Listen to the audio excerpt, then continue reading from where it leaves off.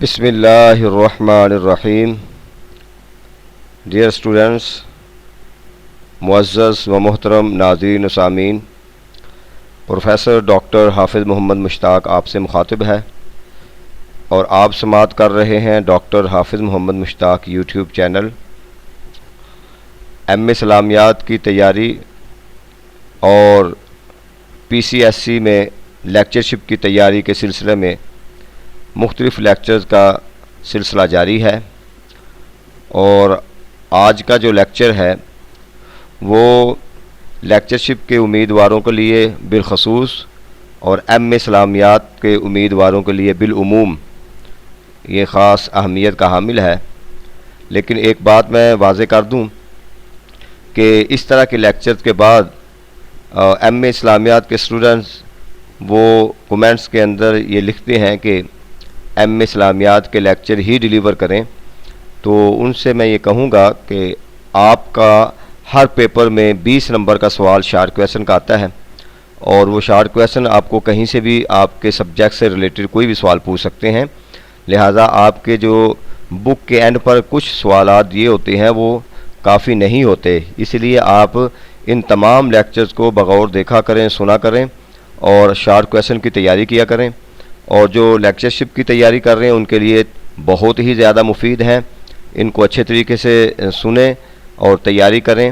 اور انشاءاللہ اس سے پہلے آپ قرآن مجید سے ریلیٹڈ تقریباً 100 سوال جس پر میں نے لیکچر ڈیلیور کیے تھے وہ آپ سماعت کر چکے ہیں. صحابہ اکرام کے متعلق بھی 2 لیکچر آپ سن چکے، اور آج سے ہم حدیث و علم الحدیث ان کے متعلق سوالات آپ کے سامنے پیش کر رہے ہیں. انشاءاللہ اس کے بعد پھر تاریخ اسلام، تقابل ادیان کے متعلق بھی شارٹ کویسچن آپ کے سامنے پیش کیے جائیں گے. لہٰذا یہ بہت ساری محنت کے بعد یہ سوالات جو ہے اس کو آپ کے سامنے جو ہے وہ ڈیلیور کیا جاتا ہے. آپ بڑی محنت کے ساتھ اس کی تیاری کریں تاکہ ہماری جو محنت ہے اس کا صلہ یہی ہے کہ آپ کامیاب ہوں، اچھے نمبروں سے کامیاب ہوں، اور خاص طور جو پی سی ایس سی کی تیاری کر رہے ہیں اللہ تعالیٰ ان کو اپنی منزل تک پہنچائے. تو انشاءاللہ اس کے بعد ہم جو ہے نا وہ حدیث آئیں گے ہم تاریخ اسلام کی طرف. لیکن جو حدیث و علوم الحدیث کے لیکچرز ہیں شارٹ کویسچن کے، اس میں کچھ تو آپ اصول حدیث میں پڑھ چکے ہیں، جو لیکچر آپ پہلے سن چکے ہیں، لیکن وہاں پہ سوالات ہیں ڈیٹیل کے ساتھ. یہاں میں ڈیفینیشنز اور جو ضروری چیزیں ہیں وہ ڈسکس کروں گا، اور شارٹ کویسچن آپ کے تیار ہوں گے، ایم سی کیوز تیار ہوں گے. تو آئیے سب سے پہلے ہم دیکھتے ہیں حدیث کا مطلب کیا ہے. ما اضیف الی النبی صلی اللہ علیہ وسلم من قول او فعل او تقریر او وصف الخبر. حدیث کا لغوی معنی یعنی بات چیت کو کہتے ہیں. اصطلاح میں حدیث سے مراد رسول اللہ صلی اللہ علیہ وسلم کے اقوال، افعال اور احوال کو کہتے ہیں. فعل رسول صلی اللہ علیہ وسلم، قول رسول اور صفت رسول کو حدیث کہتے ہیں. تو یہ حدیث کی سادہ سی تعریف ہے ایک. اس کے بعد ہے جی الحدیث القدسی. حدیث قدسی کسے کہتے ہیں؟ ما رواہ النبی صلی اللہ علیہ وسلم عن ربہ، ایسی بات جس کو نبی اکرم صلی اللہ علیہ وسلم روایت کریں اپنے رب سے، یعنی حضور علیہ السلام فرمائیں کہ اللہ تعالیٰ یوں فرماتا ہے تعالیٰ.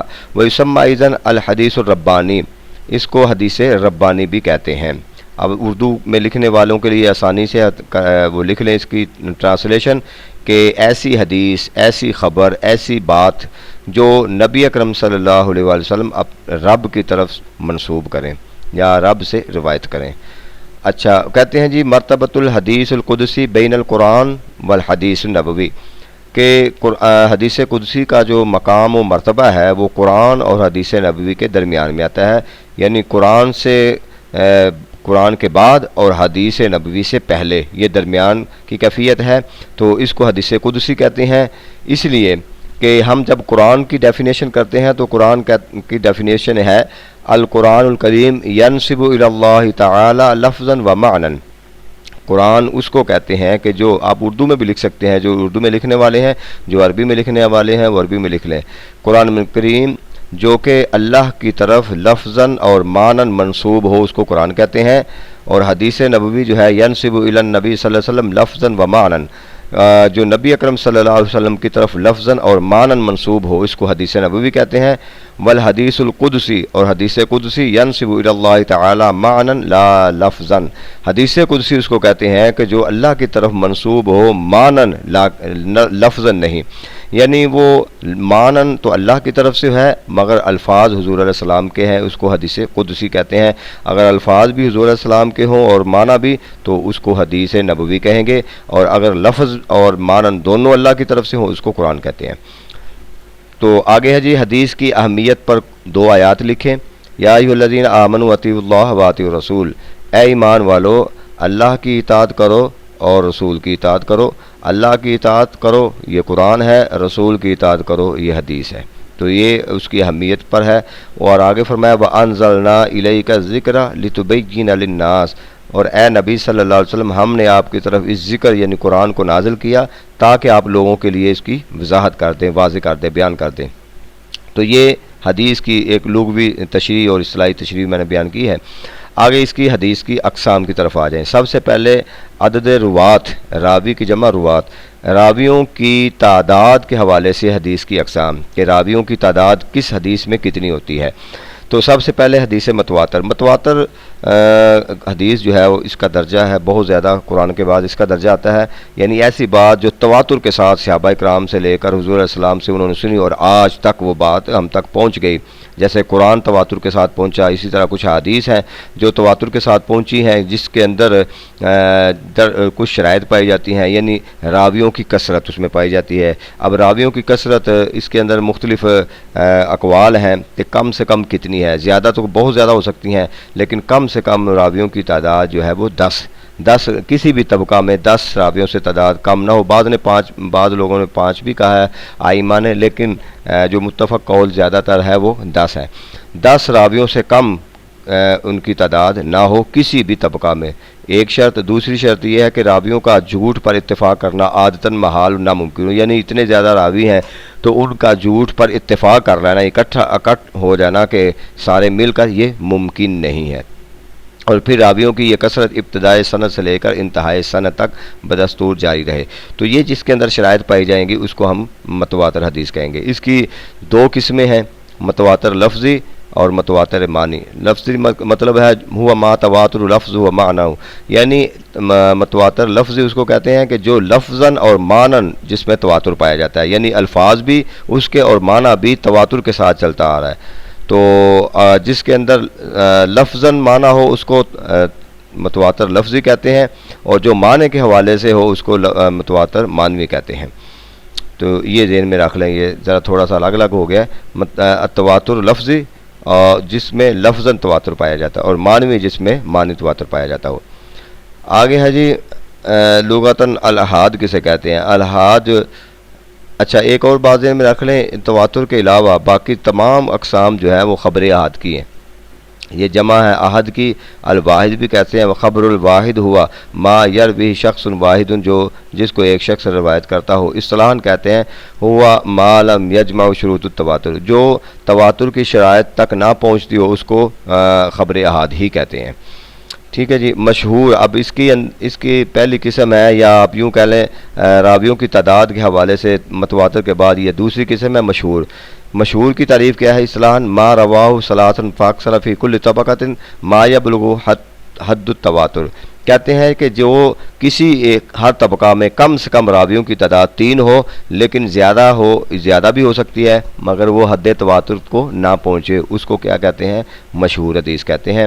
عزیز کہتے ہیں لا یکل روات عن اثنین فی جمیع طبقات السند، کہ راویوں کی جو سند ہے ان کی راویوں کی تعداد کم سے کم 2 سے کم نہ ہو، یعنی کسی بھی طبقہ میں راویوں کی تعداد کم سے کم 2 ہو اس کو خبر عزیز کہتے ہیں، اور 3 ہو تو اس کو خبر مشہور کہتے ہیں، اور اگر 1 ہو کسی بھی طبقہ میں جا کر، یعنی اس کا مطلب ہے یہ کم سے کم ہے، زیادہ بھی ہو سکتی ہیں، تو اس کو ہم حدیث غریب کہتے ہیں۔ یہ ہے راویوں کی تعداد، یہ سمپل میں نے صرف ڈیفینیشن لکھی ہے، اگر ان کی مثال اور ان کی ڈیٹیل، ان کا حکم آپ نے دیکھنا ہے تو اسی ایم اے اسلامیات کے جو حدیث کے لیکچر ہیں اصول حدیث میں، اس میں آپ ڈیٹیل میں دیکھ سکتے ہیں۔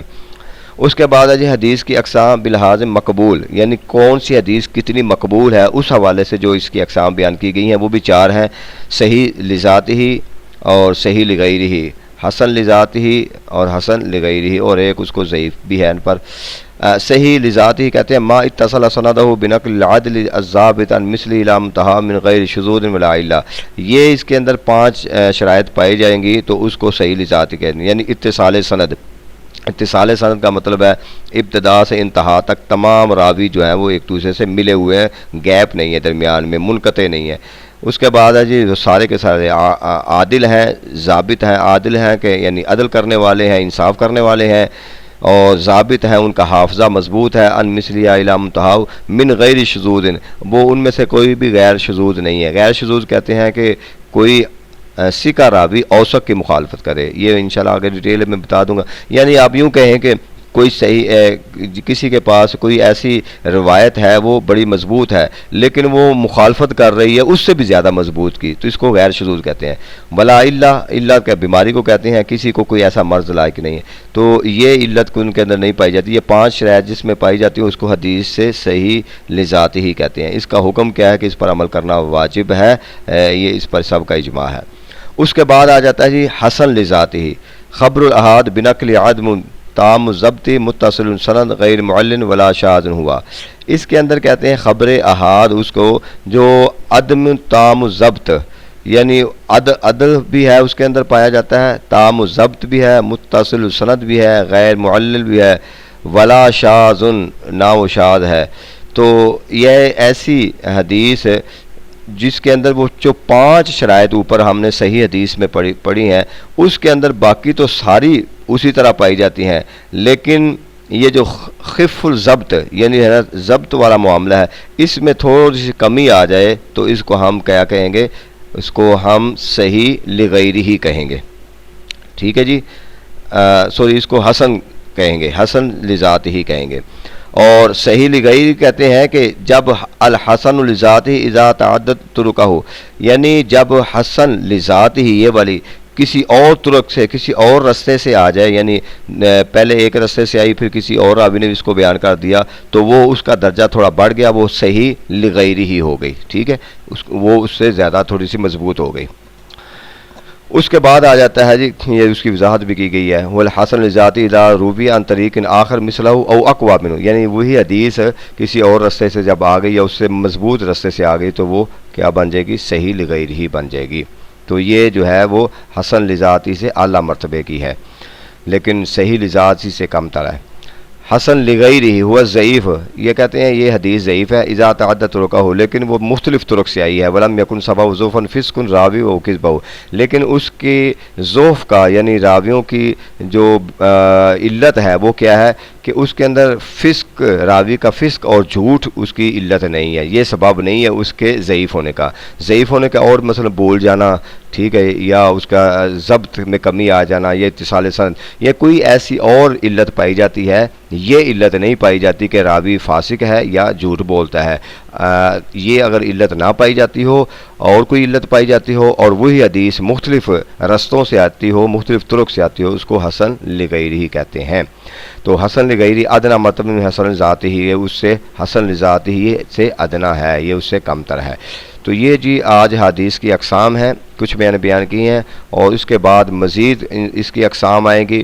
پھر سب سے اہم چیز اس لیکچر میں جو لیکچر کے اندر آئیں گی وہ ہے علوم الحدیث، کہ حدیث کے علوم جو ہیں وہ بہت زیادہ ہیں اور بہت سمجھنے والی وہ چیز ہے، اور انشاءاللہ وہ میں شارٹ کر کے انتہائی آسان طریقے سے وہ انشاءاللہ آپ کو سمجھاؤں گا، تو اس طریقے سے آپ کا جو حدیث کا پیپر ہے یہ انشاءاللہ اچھے طریقے سے تیار ہوگا۔ اللہ تعالی ہمارا حامی و ناصر ہو۔ شکریہ۔